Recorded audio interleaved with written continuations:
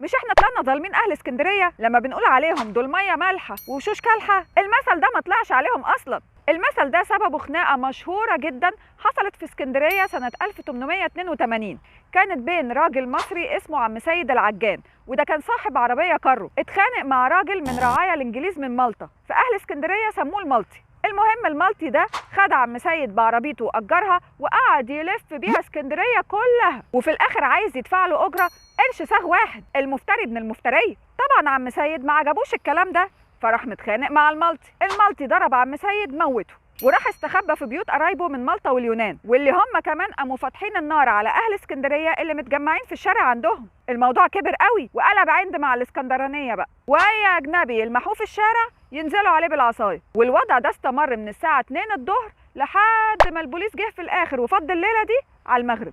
والواقعه دي اتسمت ساعتها مذبحه اسكندريه، واللي بسببها طلع المثل ده على الاجانب، لان هم اللي وشوشهم كالحه بيضه كده مش خمريه زينا، وجايين اسكندريه عن طريق المالح اللي هو البحر المتوسط.